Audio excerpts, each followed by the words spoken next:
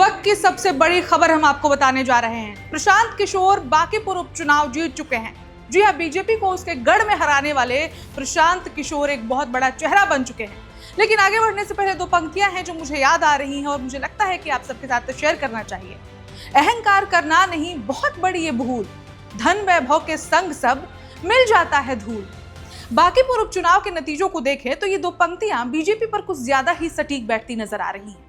जिस बांकीपुर सीट को बीजेपी अपना मजबूत किला मानकर चल रही थी, उसी सीट पर प्रशांत किशोर ने ऐसी बढ़त बनाई कि सियासी समीकरण ही बदल चुके हैं। अब आपको बता दें कि प्रशांत किशोर कुल 25,000 वोटों से जीत चुके हैं बांकीपुर, और ये कोई छोटी मोटी जीत नहीं हुई। जिस प्रकार बीजेपी बांकीपुर को अपना गढ़ समझती रही है, और बीजेपी का गढ़ वो था भी, और वहां पर अगर प्रशांत किशोर 25,000 वोटों से जीत जाते हैं तो अंतर और डिफरेंस सब कुछ सारी कहानी बयान कर रही है।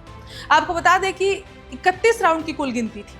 मतलब ये तो साफ है कि पीके ने बीजेपी को बहुत बुरी तरीके से उनके ऐतिहासिक किले पर उनको धूल चटा दी है और ऐतिहासिक किला ध्वस्त कर दिया है। बड़ी बात ये भी है कि शुरुआती रुझानों से, यानी शुरू से ही प्रशांत किशोर लगातार बढ़त बनाए रखे। इसलिए इन सब के बीच एक सवाल तो है कि आखिर बांकीपुर में बीजेपी के इतने मजबूत किले में प्रशांत किशोर ने सेंध कैसे मारी।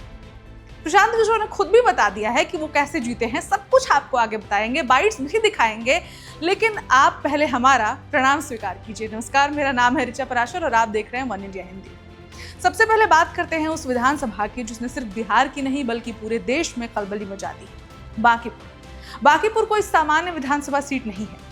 ये पटना का बेहद महत्वपूर्ण और शहरी इलाका है। Boring Road, Pataliputra colony, Rajendra Nagar, Kankarbagh और आसपास के पढ़े लिखे, जागरूक और राजनीतिक रूप से सक्रिय इलाकों का बड़ा हिस्सा इस विधानसभा क्षेत्र से जुड़ा हुआ है। यहाँ का मतदाता सिर्फ पार्टी के नाम पर वोट कर देगा। शायद यही सोच बीजेपी के लिए भारी पड़ गई। बांकीपुर में लंबे समय से बीजेपी का दबदबा रहा है। 2025 तक इस सीट पर नितिन नवीन की मजबूत पकड़ रही है। वो जीते भी हैं। बीजेपी ने इसे अपने सबसे सुरक्षित क्षेत्रों में गिना। 2026 के उपचुनाव में भी पार्टी के सामने चुनौतियां थीं कि इस मजबूत सीट को बचाया जाए, लेकिन फिर आया उम्मीदवार का सवाल। प्रशांत किशोर जैसे हाई प्रोफाइल नेता के सामने बीजेपी ने नीरज कुमार सिन्हा को मैदान में उतार दिया।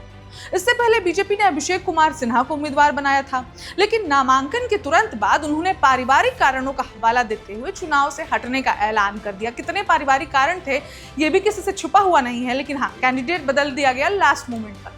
इसके बाद वही पार्टी ने नीरज कुमार सिन्हा को मैदान में उतारा। यही बीजेपी ने शायद सबसे बड़ी भूल कर दी, क्योंकि मुकाबला सिर्फ बीजेपी बनाम जनसुराज नहीं था। एक तरफ थे प्रशांत किशोर, जिसे बिहार की राजनीति में, रणनीति में, चुनावी मैनेजमेंट में और मुद्दों की समझ के लिए जाना जाता है। दूसरी तरफ पार्टी का ऐसा उम्मीदवार था जिसकी सार्वजनिक राजनीतिक पहचान और जन अपील प्रशांत किशोर के मुकाबले काफी सीमित थी। कोई जानता ही नहीं था नीरज कुमार सिन्हा को उस हाई प्रोफाइल सीट पर। अगर नीरज कुमार सिन्हा की कुछ पुरानी बाइट्स देखें तो 2 शब्द वो बोल नहीं पा रहे थे पब्लिकली। और ये भी कह सकते हैं कि बीजेपी ने ये मान लिया था कि बांकीपुर तो हमारा गढ़ है, उम्मीदवार कोई भी हो, जीत तो हमारी पक्की है।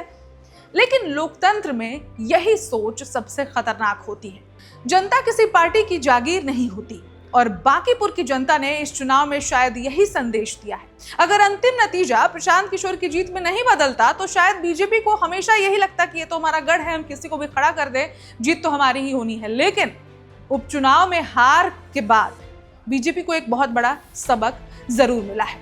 ये बीजेपी के लिए एक राजनीतिक संदेश होगा कि गढ़ कितना भी मजबूत क्यों ना हो, मतदाता को फॉर ग्रांटेड लेने की जरूरत नहीं होती है, नहीं लिया जा सकता है। बांकीपुर में बीजेपी को एक सबक दे दिया है। अहंकार करना नहीं बहुत बड़ी है भूल। Subscribe to One India and never miss an update. Download the One India app now.